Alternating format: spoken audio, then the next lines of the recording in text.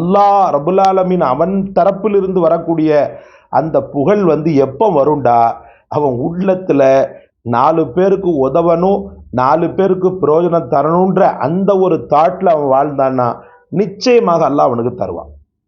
செல்வமா இருந்தாலும் சரி, செல்வாக்கா இருந்தாலும் சரி. அதனால அல்லாஹ்விடத்துல செல்வத்தை வேண்டக்கூடிய மக்கள் வேண்டான்னு சொல்லல.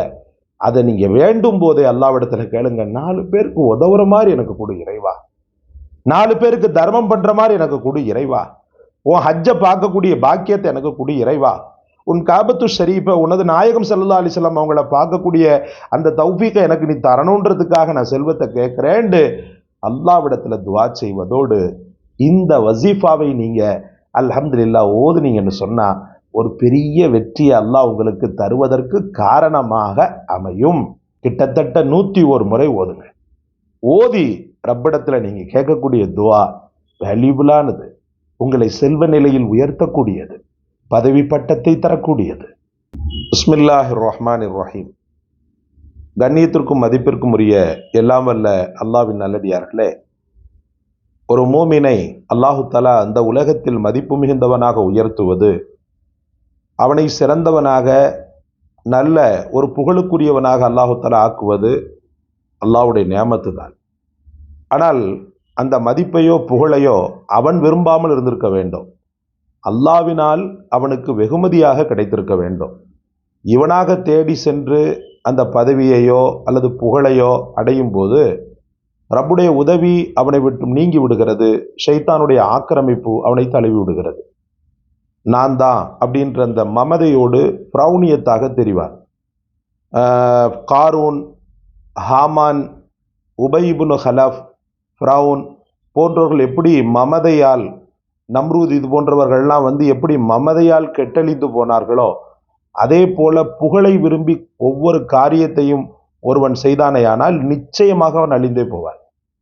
அல்லாஹுடைய அந்த ரிலாவை, ரப்புடைய அந்த திருப்தியை ஒருவன் நாடி நல்ல காரியங்களில் அவன் ஈடுபடுகிறான் என்று சொன்னால் அல்ஹம்துலில்லாஹ் பெரும் வெற்றியை அல்லாஹ் ரப்புல் ஆலமீன், பெரும் புகழை அல்லாஹ் ரப்புல் ஆலமீன் அவனுக்கு தந்து விடுகிறான். அந்த புகழ் உண்மையிலேயே பரக்கத்தானது. இப்படி இறைவனால் ஒரு புகழ் ஒரு மூமினுக்கு வர வேண்டும் என்றால், இறைவனால் ஒரு மதிப்பும் மரியாதையும் அவனுக்கு வர வேண்டும் என்றால், முதலில் அவன் அல்லாஹ்விற்கு பிடித்தமானவனாக வாழ பழக வேண்டும். பழகுவதோடு மட்டுமல்லாமல் அதுவே தன்னுடைய வாழ்க்கையின் மிகச்சிறந்த உறுதிப்பாடாகவும் நிலையானதாகவும் நிரந்தரமானதாகவும் எடுத்துக்கொள்ள வேண்டும். அப்துல் கலாம் மார்க்கத்திற்காக, இஸ்லாமிற்காக அவர் பெரிய அளவுக்கு பாடுபடாவிட்டாலும் மனிதாபிமானத்தோடு ஆண்டவனின் மிகச்சிறந்த திருப்தியை அவர் நோக்கமாக கொண்டு ஒரு சில காரியங்களை அவர் செய்தார். இறைவனுடைய படைப்புகளில் ஒரு பாவப்பட்ட பலகீனப்பட்ட படைப்புகள் தான் மாற்றுத்திறனாளிகள். இந்த மாற்றுத்திறனாளிகள் ஏன் படைக்கப்பட்டிருக்கிறாங்கன்னு சொன்னா, நல்ல தன்மை உள்ள, நல்ல எல்லா உறுப்புகளும் இயங்கக்கூடியவனுடைய உள்ளத்தில் ஒரு படிப்பினை வர வேண்டும் என்பதற்காக அல்லாஹு தஆலா ஏற்றத்தாழ்வுகளை கொண்டு படைத்திருக்கிறார். அதுக்காக மாற்றுத்திறனாளியா ஏன் படைச்சேன்னு சொல்லி அல்லாஹ்வை கேட்க முடியாது. அது ரப்புடைய நாட்டம். அதனுடைய பெற்றோர்களுக்கு மன உறுதியை அளிப்பதற்கும் அல்லது மறுமையிலே மிகச்சிறந்த வெற்றி அவர்களுக்கு தருவதற்கும் சோதனையின் ஒரு பிம்பமாக மாற்றுத்திறனாளிகளை அல்லாஹு தஆலா குழந்தைகளாகவோ அதுக்கப்புறமா பெரிய ஆட்களாகவோ கூட ஆக்கிடுறான். அது அவனுடைய உரிமைப்பட்ட விஷயம்.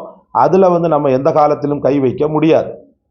இந்த மாற்றுத்திறனாளிகளுக்கு, அதிலும் குறிப்பாக இளம்பிள்ளை வாதத்தால் பாதிக்கப்பட்ட நடக்க முடியாத குழந்தைகளுக்கு அந்த காலத்துல பாத்தீங்கன்னா இத்தா பெரிய ஷூவை போட்டு விட்டுருப்பான். பார்த்துருக்கீங்களா? பெரிய ஷூ.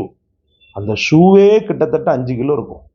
அதை போத்திக்கிட்டு அது என்ன செய்யுங்க, மெல்ல மெல்ல மெல்ல மெல்ல நடக்குங்க. இந்த ஆட்டிசத்தால் பாதிக்கப்பட்ட, கால் பாதிக்கப்பட்ட மக்களுக்காக அந்த காலத்தில் கண்டுபிடிக்கப்பட்ட ஒன்று. இந்த மனுஷன் என்ன பண்ணாருண்டா, இது இருக்கக்கூடாது, இதுவே ஒரு ஏற்கனவே அந்த குழந்தைங்க மனபாரத்தோடு இருக்கும்போது இந்த பாரத்தையும் தூக்கிக்கிட்டு நடக்கும்போது அந்த பிள்ளைகளால் இயல்பாக வாழ முடியாதுன்னு சொல்லி அவர் நாடினார். நாடி கண்டுபிடிச்சதெல்லாம் பெரிய பெரிய விண்கலம் அப்படி இப்படின்லாம் கண்டுபிடிச்சாரு தான்.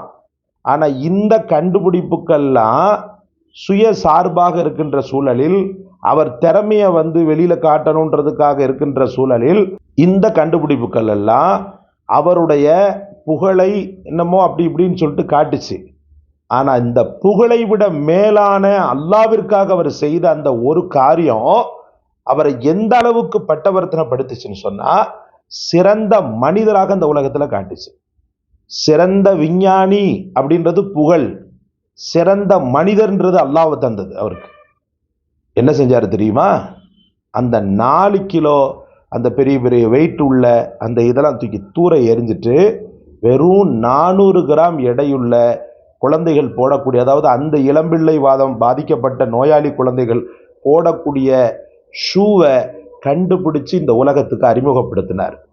இது மனிதனுடைய ஈரம், மனிதாபிமானம், இது அல்லாவிற்கானது.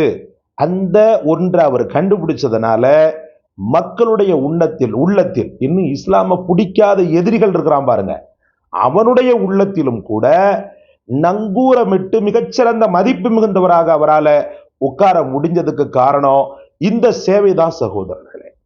அதனாலதான் நான் திரும்ப திரும்ப சொல்றேன், அல்லாஹ் ரபுல் ஆலமீன் அவன் தரப்பில் இருந்து வரக்கூடிய அந்த புகழ் எப்ப வரும்டா, அவன் உள்ளத்துல 4 பேருக்கு உதவணும், 4 பேருக்கு பிரயோஜனம் தரணுன்ற அந்த ஒரு தாட்ல அவன் வாழ்ந்தான்னா நிச்சயமாக அல்லாஹ் அவனுக்கு தருவான். செல்வமா இருந்தாலும் சரி, செல்வாக்கா இருந்தாலும் சரி.